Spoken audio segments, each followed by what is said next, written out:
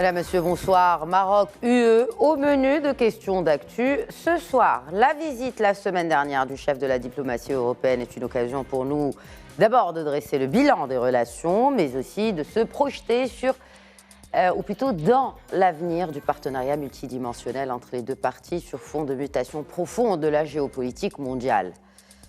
Le dossier du Sahara est le prisme à travers lequel le Maroc considère son environnement international. C'est aussi clairement et simplement l'aune qui mesure la sincérité des amitiés et l'efficacité des partenariats qu'il établit. Fin de citation. Ce sont les mots de Sa Majesté le roi Mohamed VI dans son discours adressé à l'occasion du 69e anniversaire de la Révolution du roi et du peuple. C'était le 20 août dernier. Alors, quel est le rôle de la diplomatie parlementaire pour asseoir et mettre en œuvre ces orientations ? Quelle évolution à prévoir dans les positions de l'Europe par rapport à celles de ses membres puissants sur la question du Sahara? Comment se profilent les prochaines étapes dans le partenariat Maroc-UE et celui du statut avancé dont jouit le Royaume? Le Maroc a fait le choix judicieux de l'ouverture et de la diversification de ses partenaires. Quelle réponse de l'UE pour consolider ses positions? En tout état de cause, le partenariat Maroc-UE est dans une dynamique plutôt positive. De quoi la visite officielle effectuée au Maroc par le vice-président de la Commission européenne, Josep Borrell, est-elle annonciatrice concrètement? Réponse en compagnie de mes invités ce soir. Et j'ai le plaisir d'accueillir sur ce plateau de questions d'actu le président de la Commission parlementaire mixte Maroc-UE, Lahsan Haddad. Bonsoir et bienvenue. Bonsoir. Et un plaisir renouvelé d'accueillir notre politologue et professeur de droit, Mustapha Shimi. Bonsoir, professeur Shimi. Bonsoir. Par Skype, depuis Paris, mon confrère et analyste politique, Mustapha Tossa, qui se joint à nous. Bonsoir, Mustapha, et bienvenue à vous également. Bonsoir, Khadija. Alors, peut-être, histoire de bien planter le décor, j'ai parlé de mutation profonde sur le volet géopolitique, la guerre en Ukraine et la relation de l'Union européenne avec le reste du monde. Professeur Shimi. Il est bien évident que ce qui s'est passé au cours de l'année 2022, vous avez fait référence au conflit Ukraine-Russie déclenché le 24 février dernier, a sensiblement bouleversé un certain nombre de données diplomatiques, géopolitiques et géostratégiques en Europe. La première conclusion que j'en tire, c'est, si je puis dire, le déclassement géostratégique, me semble-t-il, de l'Union européenne qui a maintenant des difficultés à s'autonomiser. Pourquoi ? Parce qu'avant ce conflit Ukraine-Russie, il était évident qu'il y avait une réflexion menée en Europe pour essayer de doter cette Union européenne de dispositifs, d'une politique de défense, ce qu'on a appelé dans notre vocabulaire l'Europe puissance. Or, qu'est-ce qui s'est passé? C'est que ces espoirs ont été mis à rude épreuve par suite précisément de cette guerre Ukraine-Russie. Et ce que l'on a observé, c'est l'alignement de l'Union européenne sur les positions américaines et en particulier sur l'OTAN. Vous savez que l'OTAN est une organisation traité de l'Atlantique Nord qui comprend une trentaine de pays, mais fondamentalement, ce sont les États-Unis qui ont la main. La direction est assurée par des généraux américains et rien ne peut se faire sans les Américains. C'est un dispositif supplémentaire dans la politique de défense et la politique étrangère des États-Unis. Et là, c'est une observation intéressante parce que les Européens n'ont plus la main. Le dossier a été pris en charge par les États-Unis sous couvert de l'OTAN et les États européens, malgré quelques velléités d'indépendance rhétorique formulées notamment par le président français Macron, n'ont pas eu d'autre choix que de se repositionner donc, dans le cadre de la démarche et de la stratégie américaine. C'est une première préoccupation, une première conclusion. Une autre conclusion, c'est me semble-t-il, un accroissement du protectionnisme. Jusqu'à ces dernières années, il y avait l'idée de faire prévaloir... Quand on dit protectionnisme, professeur Shimi, je me permets de vous interrompre. Protectionnisme économique, protectionnisme... J'y viens. Okay. si vous me permettez, si Bien je sûr.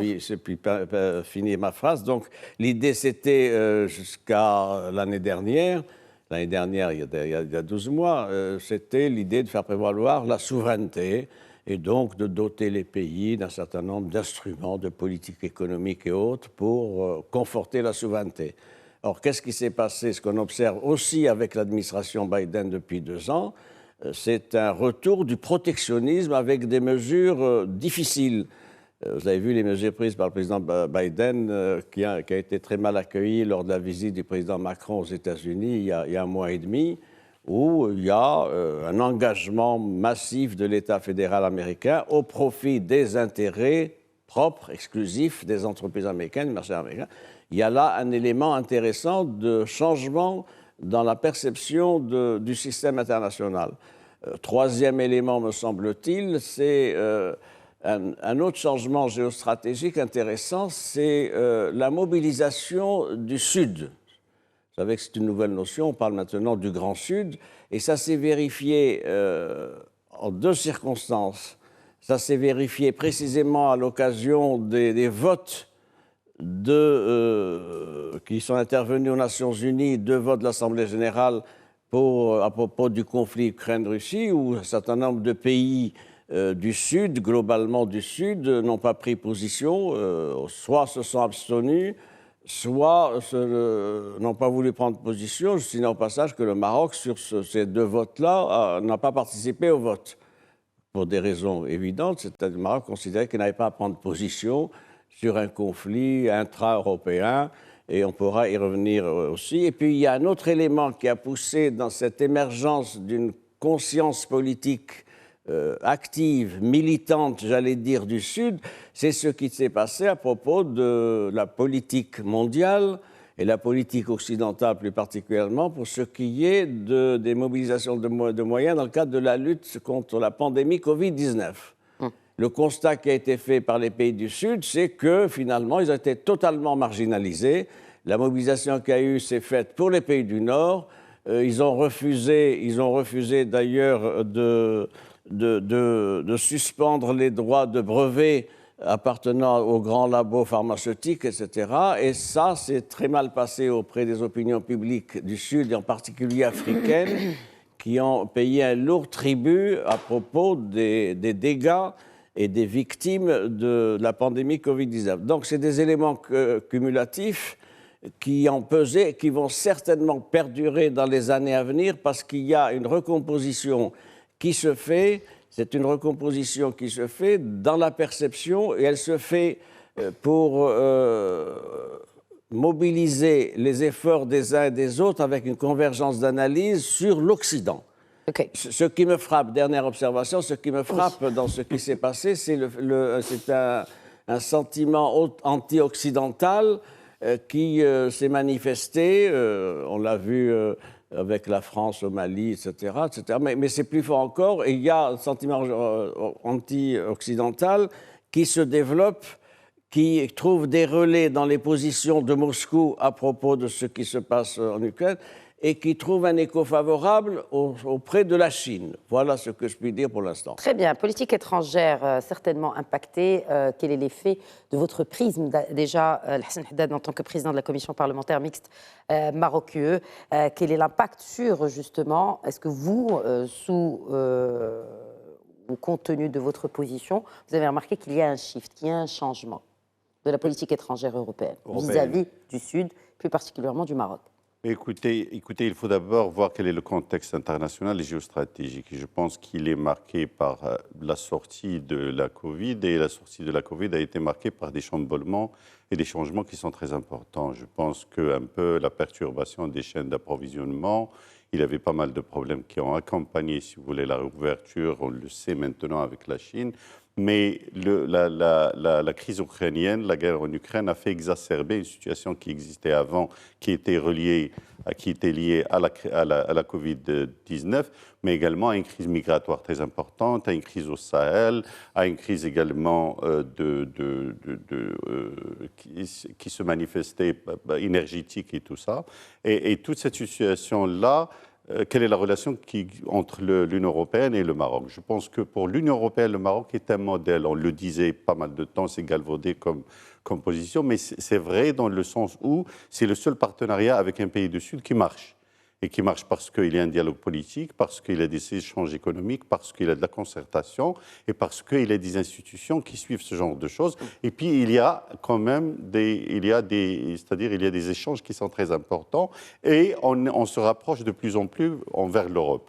Donc, il n'y a pas de chiffre dans le sens où l'Europe toujours considère le Maroc comme un allié stratégique important, mais il y a un chiffre de la part du Maroc parce que le Maroc veut que l'Europe, que ce soit des pays, que ce soit l'Union européenne, de clarifier leur position concernant certaines choses. C'est-à-dire que le Maroc veut que l'Europe, c'est-à-dire que ce soit des pays ou l'Europe entière, clarifie sa position par rapport au Sahara, qu'on n'est pas là juste pour faire le gendarme par rapport à l'immigration et pour travailler avec les Européens en matière de sécurité, mais on est là pour parler d'un partenariat qui est global. Et ce partenariat global englobe les questions politiques qui sont importantes. La question de la souveraineté, elle est importante pour l'Espagne, elle est importante pour d'autres pays comme la France, etc.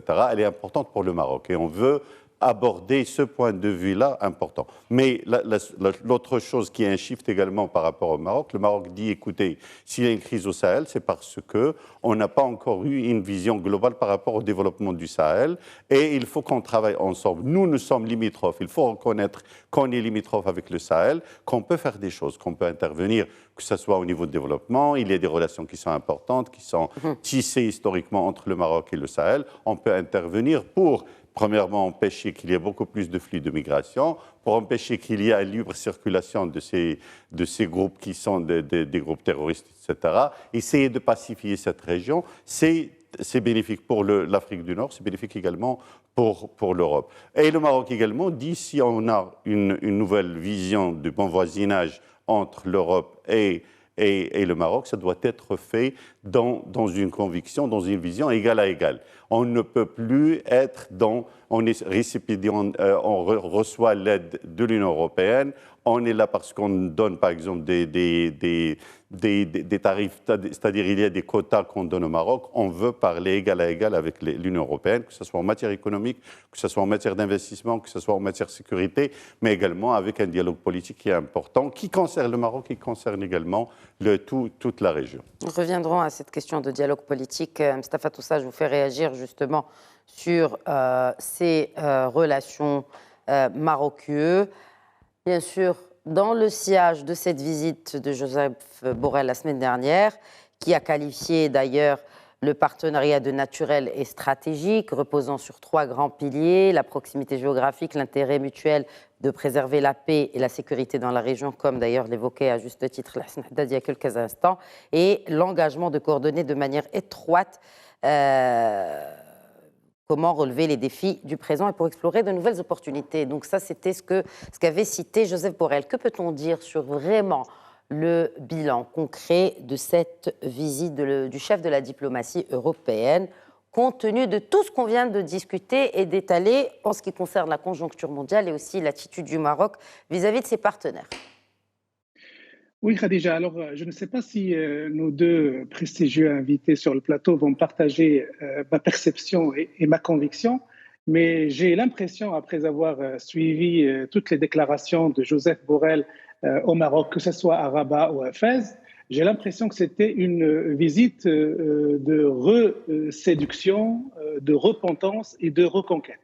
Les mots et le lexique qu'il a utilisés, bien sûr, décrivent le rôle que joue le Maroc actuellement dans la région tel que Lassana Haddad l'a décrit, mais il y avait une volonté d'adresser des messages encore plus forts à l'égard du rôle politique et stratégique que joue le Maroc. Donc, effectivement, Joseph Borrell était venu pour placer la perception européenne du Maroc dans un contexte qui est mouvant, dans un contexte de guerre à l'intérieur de l'Europe.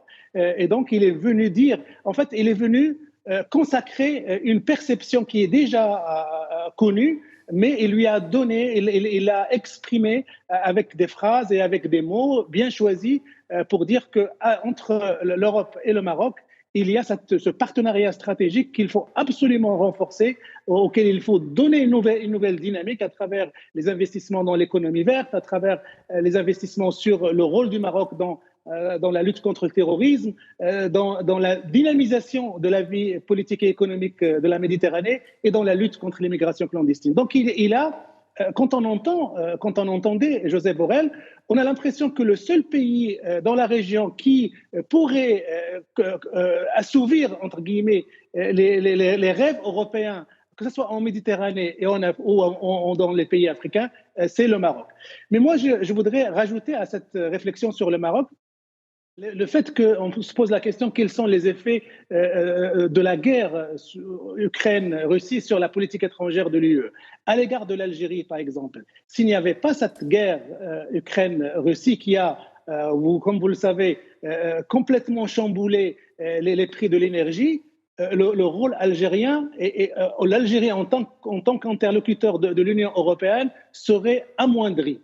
Et c'est cette guerre-là, avec ses conséquences énergétiques et économiques, qui ont redonné un petit peu une forme d'importance à l'interlocuteur algérien. Mais aussi, ils ont permis aussi à l'Union européenne de faire pression sur le régime algérien quant à sa relation trouble avec la Russie de Vladimir Poutine. N'oubliez pas que sous pression américaine et européenne, les Algériens ont annulé les manœuvres militaires qu'ils devaient effectuer avec l'armée russe à la frontière marocaine. Jusqu'à présent, ils ont annulé.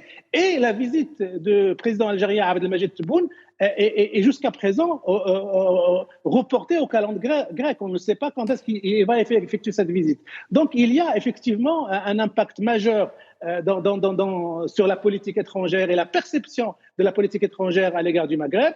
Le Maroc, comme rôle moteur et rôle locomotive dans la région, qui est reconnu par l'Union européenne à travers les mots de Josep Borrell, et puis une fixation, une pression, un encerclement, si on peut dire, de l'activisme algérien dans la région. C'est un impact, c'est un effet majeur qu'il faut analyser à l'aune de cette guerre dont on connaît, dont on ignore un peu la fin, vu qu'on est parti pour que ça dure, à voir les investissements militaires et les soutiens occidentaux qui sont apportés à l'armée ukrainienne contre la Russie. Oui, et surtout, quand vous dites opération de séduction de Josep Borrell lors de sa visite au Maroc, il y a plusieurs opérations de séduction justement envers le voisin algérien, notamment par la France. Donc, nous avons évoqué le bilan de cette visite. Il y a bien sûr cette déclaration de Josep Borrell en ce qui concerne notre cause nationale, réitérant la position de l'UE au sujet de la question du Sahara marocain, valorisant les efforts sérieux et crédibles déployés par le Maroc pour trouver une solution à ce différend régional. Quelles sont les positions de l'Europe par rapport à celles de ses membres puissants, en connaissant la puissance du Parlement européen en termes de politique extérieure de l'Europe? Parce que certes, son poids au sein du continent n'est pas aussi fort. Il est certes fort, mais bon, ces décisions ne sont pas vraiment prises en considération. Mais par contre, en ce qui concerne la politique extérieure, Mustafa Sahimi, ce Parlement européen a son poids et a son mot à dire. Je voudrais partager ce qu'a dit mon ami Mustafa Tossa. L'un des effets de la guerre Ukraine-Russie, ça a été évidemment une manne inespérée pour le régime algérien qui était dans une situation financière, sociale, économique extrêmement difficile. Et donc, ça a permis à l'Algérie de retrouver une influence sur la scène internationale, c'est évident. Pour autant, cette influence, elle est recadrée, elle est mise en équation du fait que l'Algérie a-t-elle une politique étrangère ? Ça, c'est un élément du débat sur lequel on va revenir si vous le permettez. Maintenant, la position de Josep Borrell, chef de la diplomatie européenne sur la question du Sahara, appelle d'abord un point d'histoire. C'est une visite qui était programmée, en septembre dernier, il y a 4 mois, il faut le dire. Et pourquoi elle a été reportée ? Parce que le même Josep Borrell avait déclaré le 23 août dernier à une radio espagnole il avait déclaré un certain nombre de choses qui n'étaient pas conformes à la position de son pays ni de l'Union européenne. Qu'est-ce qu'il avait dit? Il avait dit il faut qu'il y ait une autodétermination du peuple sahraoui. Du peuple, c'est pas les populations. La notion de peuple est une notion qui est tout à fait étrangère à la littérature onusienne.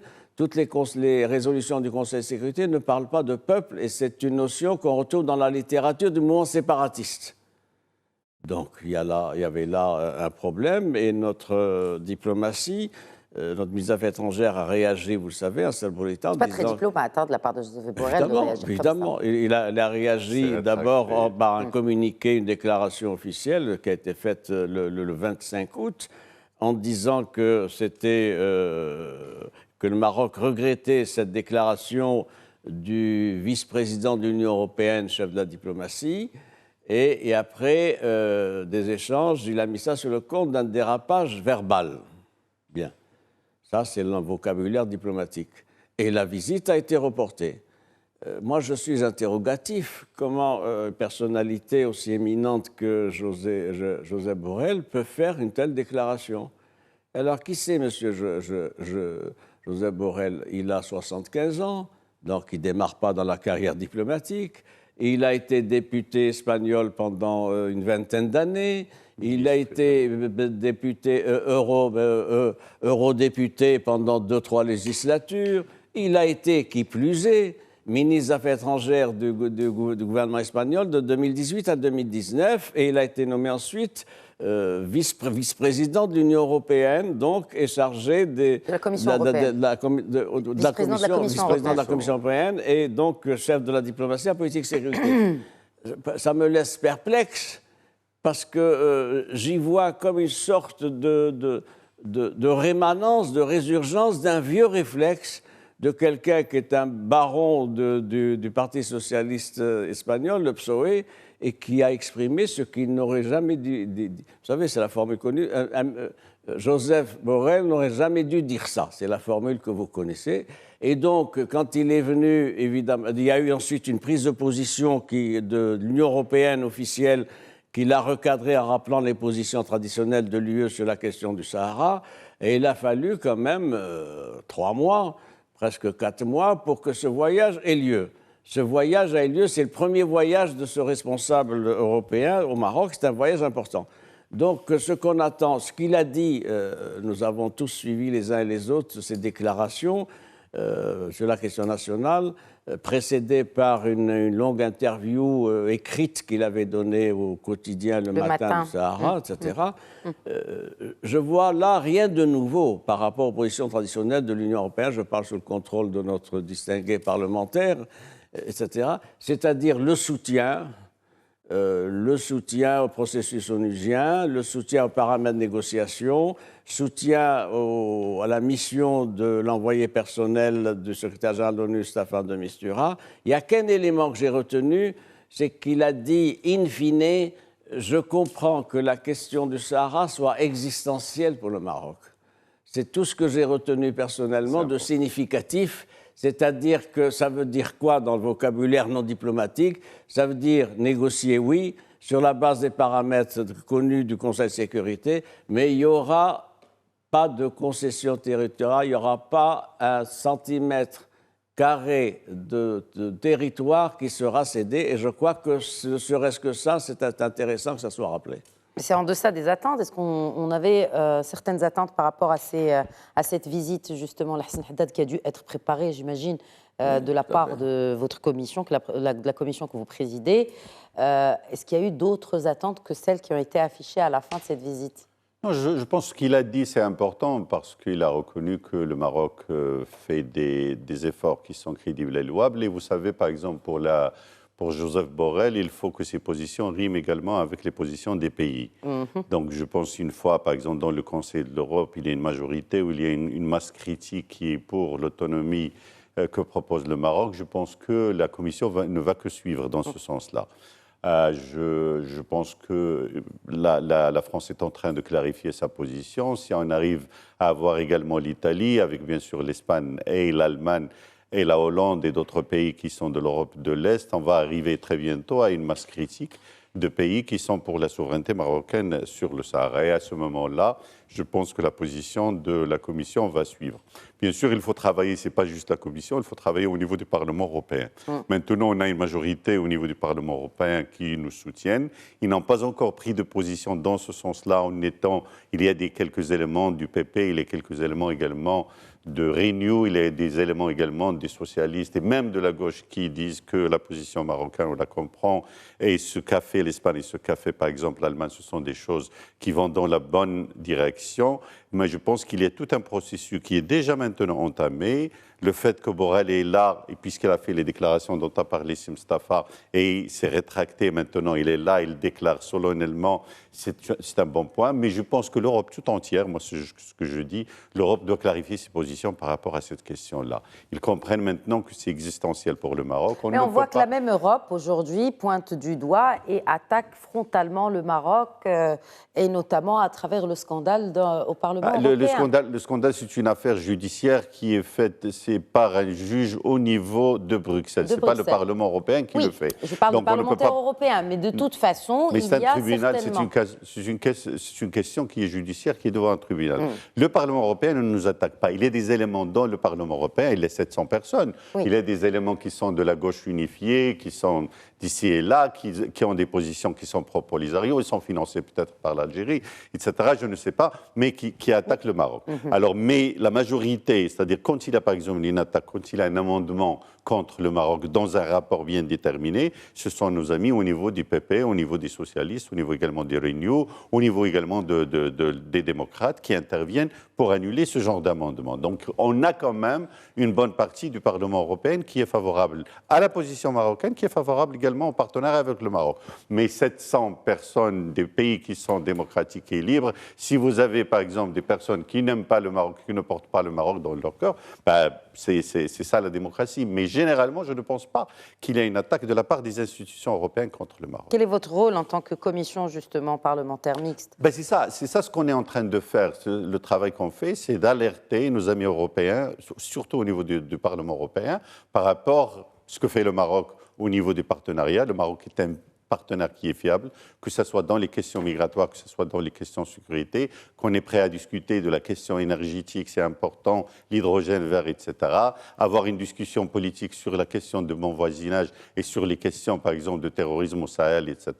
Mais également, nous sommes là pour voir s'il y a, par exemple, des atteintes aux intérêts du Maroc à travers des résolutions, à travers des amendements, à travers des rapports, on intervient avec nos amis pour essayer d'avoir la meilleure position qui est équilibrée par rapport à nos intérêts. C'est un travail qu'on fait, de plaidoyer qu'on fait au niveau du Parlement européen. C'est un travail de longue haleine qu'on fait d'une façon très régulière. Mais est-ce qu'il y a de la sensibilisation là-dedans, dans ce travail? Oui, il y a de la sensibilisation, il y a du plaidoyer, il y a un travail de corps à corps, il y a un travail de réunion avec les différents groupes, avec les différentes commissions, parce que le Parlement européen, c'est vraiment c'est une institution qui est très complexe, avec des différentes commissions, avec des différents groupes, et on intervient dans ce sens-là. Bien sûr, ce qui s'est passé dernièrement, ça a un petit peu retardé les choses, il y a peut-être des réticences ici et là, mais on est confiant que maintenant, avec la reprise, on va reprendre le travail très bientôt. Oui, Moustapha Sahami. Je voudrais revenir sur ce qu'a dit Haddad.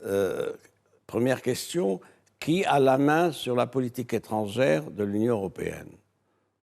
Je ne veux pas minorer le rôle du Parlement européen, mais il me semble que ce sont les gouvernements, les exécutifs qui ont... C'est le Conseil.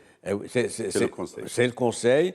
Et ce Conseil est formé par qui? Par les chefs d'État. Les chefs d'État et de gouvernement. Et les ministres des Affaires étrangères. C'est ça. Mais le Parlement européen peut émettre des résolutions, et si ces résolutions passent, l'exécutif doit obéir, c'est-à-dire doit se conformer à ces résolutions-là. C'est ça un peu le traité de Lisbonne. Déclaratif. Pardon? Les résolutions du Parlement européen ne sont pas contraignantes pour les gouvernements en place. Elles sont contraignantes en vertu du traité de Lisbonne. Oui, avant le traité de Lisbonne, elles étaient juste d'une façon. Mais pour ce qui est de la question marocaine et de la question du Sahara, il peut y avoir les résolutions que l'on veut du Parlement européen en dernière analyse, ce sont les gouvernements en place qui décident. C'est vrai, mais, voilà. mais on ne veut pas ça. C'est-à-dire, pourquoi on ne veut pas qu'il y ait ce genre de résolution contre le Maroc? Parce qu'on ne veut pas d'abord que l'opinion publique soit saisie de ce genre de choses. On ne veut pas que ça transpire dans la presse et on ne veut pas que ça influence quand même le travail, que ce soit des cours, des tribunaux. Ça montre bien les limites du pouvoir d'influence du Parlement pour ce qui est de la politique étrangère. Mais les limites, c'est une fonction d'interpellation, d'orientation, sensibilisation, mais qui ne pèse pas sur le processus de décision. Mais avec le traité de Lisbonne, il a beaucoup plus de pouvoir qu'on ne le pensait. Mais la pratique. Dans la pratique, il a beaucoup plus de pouvoir. Observe la pratique, le dossier, la main, elle est au niveau des exécutifs. La main, mais le Parlement, il est en train d'interpeller à chaque fois, chaque mois, il y a une plénière au niveau de Strasbourg où le Parlement européen interpelle la Commission, y compris Joseph Borrell, par rapport à la question. Et il peut avoir des résolutions dans ce sens. Et le Parlement peut continuer à interpeller.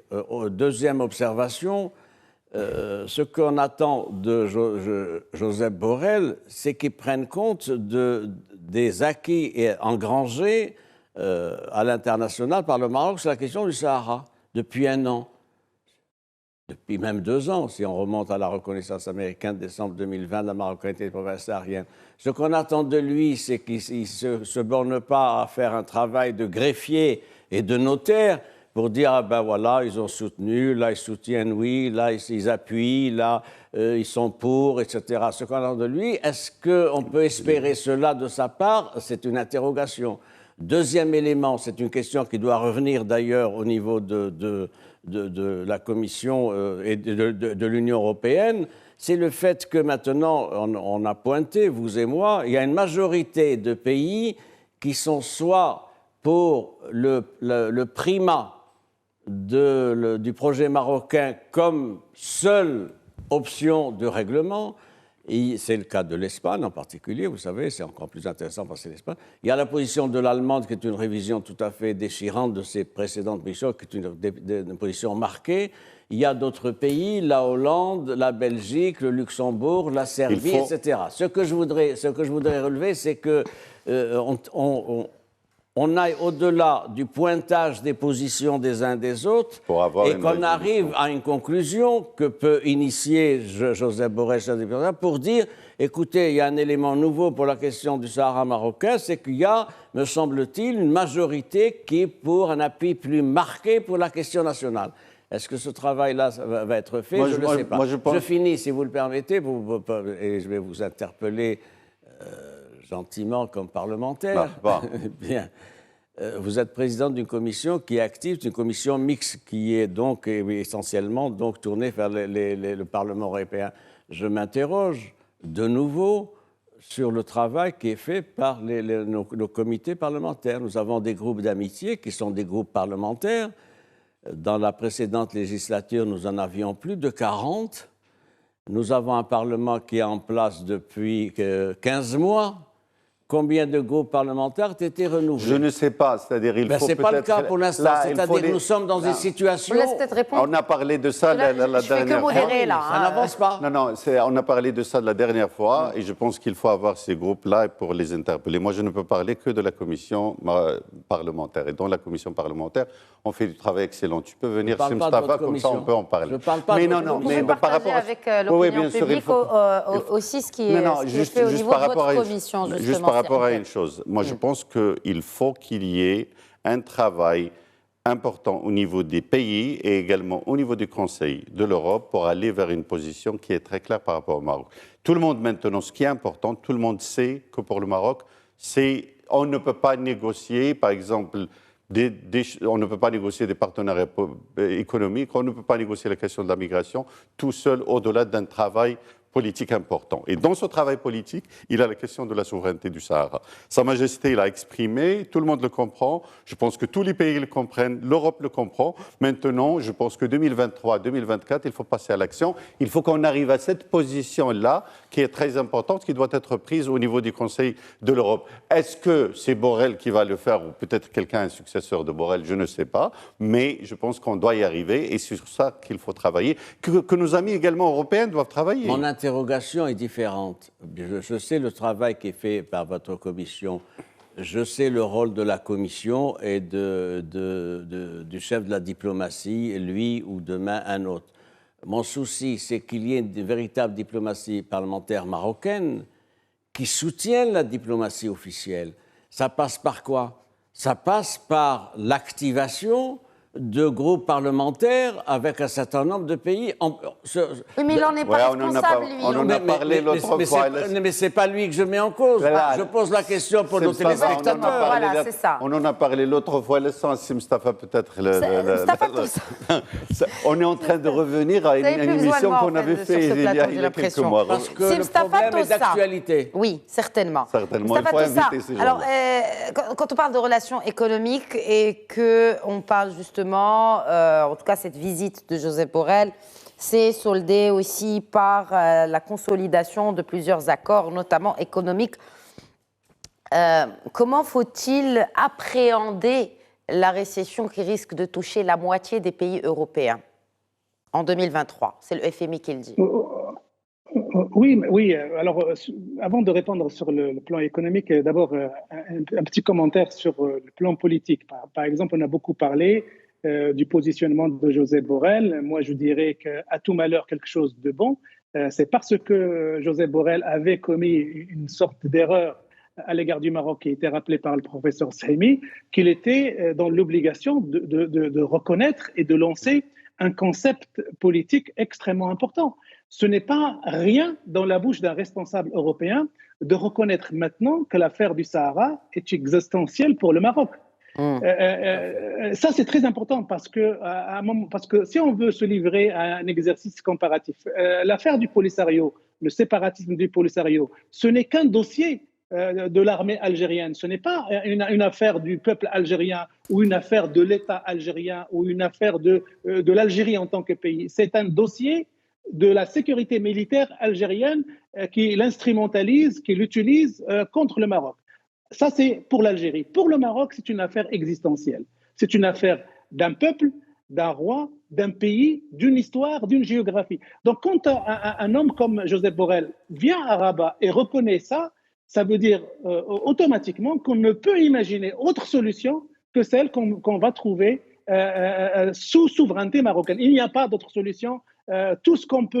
Toute la littérature qu'on peut écrire ici et là doit fatalement aboutir à ce que la souveraineté marocaine soit consacrée sur ces provinces. Alors maintenant, est-ce que avant que Josep Borrell arrive, est-ce qu'il y a des Marocains? Moi, j'avais lu un certain nombre de commentaires, notamment dans les réseaux sociaux.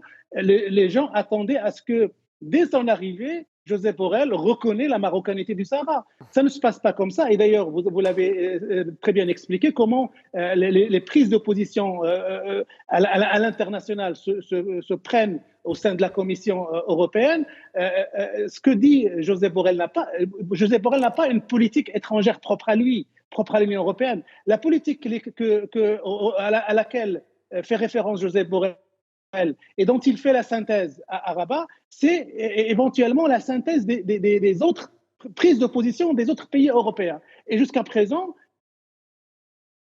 ce qu'il dit peut être considéré comme favorable pour le Maroc et défavorable pour le rêve séparatiste, mais jusqu'à présent, il ne peut pas lui-même annoncer, décréter une prise de position reconnaissant la marocanité du Sahara. Ça va se passer à l'intérieur de la Commission et à l'intérieur d'un sommet européen.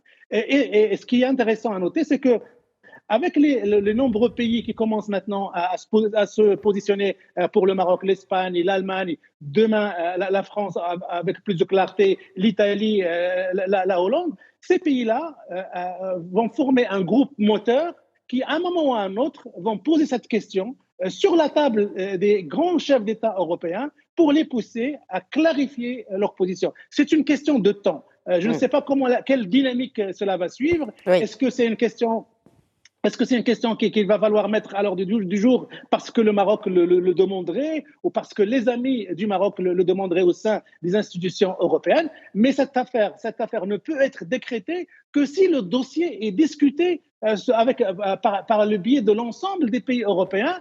Et éventuellement, le rêve, c'est d'arriver à ce que l'unanimité des pays européens reconnaisse que l'option de l'autonomie est la seule solution capable de sortir cette région de la crise et d'asseoir la marocanité du Sahara sur ces territoires. Donc ça, c'est le but rêvé de la diplomatie marocaine. Ça peut prendre quelque temps, mais ça ne peut pas se décréter comme ça. Il y a une dynamique, il y a un travail qui est fait, que ce soit par le biais parlementaire, mais aussi par le biais étatique, marocain qui laboure les territoires, qui essaie de convaincre, qui essaie d'incruster cette idée au sein des multiples États européens pour qu'à la base, on aboutisse à une position européenne commune. Et comme l'a dit tout à l'heure le professeur Sahimi, les Européens ne vivent pas dans une autre planète, ils vivent avec nous sur la Terre. Et ils ont remarqué que le contexte international, américain, africain, arabe, asiatique, il y a un certain nombre de pays qui commencent à s'inscrire dans cette dynamique de reconnaissance de la Marocanité du Sahara, et les Européens ne peuvent pas, les Européens aujourd'hui, demain les Français, ne peuvent pas rester à l'écart de cette dynamique. À un moment ou à un autre, il va falloir qu'ils accordent, qu'ils rendent compatible leur positionnement avec les évolutions internationales autour de ce dossier. Donc voilà, c'est cette dynamique-là qui est à l'œuvre. Et je crois que cette dynamique est importante et elle va porter ses fruits parce qu'en face, il y a une volonté marocaine qui a été exprimée par Sa Majesté le Roi avec une clarté, une fermeté en disant que nous jugeons la valeur de nos alliés et de nos amis à l'aune de leur positionnement à l'égard de ce conflit. Cette clarification royale, et c'est elle qui est à l'œuvre et qui va pousser un certain nombre de pays, à un moment ou à un autre, à sortir de cette zone grise et à clarifier leur position et à adopter la position voulue par le Maroc. Alors pour revenir sur l'économie, bien sûr. Enfin, je croyais que vous aviez oublié ma question, Mustapha. Non, le facteur économique est très important parce qu'il détermine aussi le social, il détermine les États. Maintenant, l'Europe est en train de vivre une crise extrêmement grave sur le plan sociétal. Si on ne trouve pas une solution à la facture de l'énergie, au prix des céréales, au pouvoir d'achat des Européens, on risque d'avoir des régimes qui vont changer à cause de cela. Et donc, ça va forcément impacter les relations politiques et stratégiques avec la rive sud de la Méditerranée, avec l'Afrique. Donc, forcément, cet ensemble européen est à la recherche de pays, de zones qui vont lui faciliter l'accès à des solutions plutôt que ceux qui vont lui compliquer les réformes. Enfin,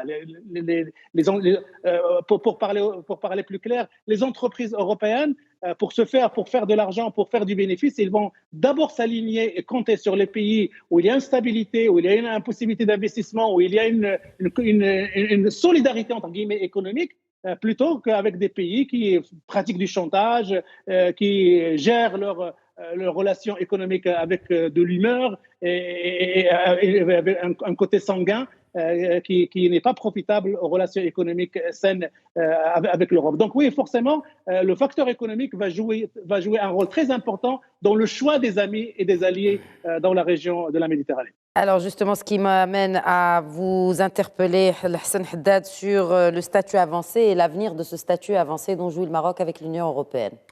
Alors le statut avancé depuis 2008, c'était le cadre de ce qu'on fait au niveau du partenariat entre le Maroc et l'Union européenne. Ce qui a été fait jusqu'à maintenant, c'est un rapprochement au niveau réglementaire, au niveau également juridique, c'est important parce que également au niveau des normes et des standards et tout ça. Donc il y a tout un rapprochement qui est important, qui s'est fait au long de ces années. Il y a également l'augmentation de l'échange économique. Le Maroc dépend à 70%, c'est-à-dire son commerce est à 70% avec l'Europe. Il est très important. Le Maroc est exportateur des automobiles, c'est à quelque chose comme 100 milliards de dirhams. Au niveau de l'agroalimentaire, c'est quelque chose comme 70 milliards de dirhams, 40 milliards de dirhams au niveau des textiles. Et n'en parlons pas au niveau d'autres échanges qui sont très importants. Nous avons également les MRE qui font des transferts cette année, c'est quelque chose comme 100 milliards de dirhams. Donc, c'est important, les échanges économiques. Ce qui a été fait, c'est qu'il y a eu une déclaration en 2019 qui a arrêté les piliers d'un renouvellement de ce statut avancé.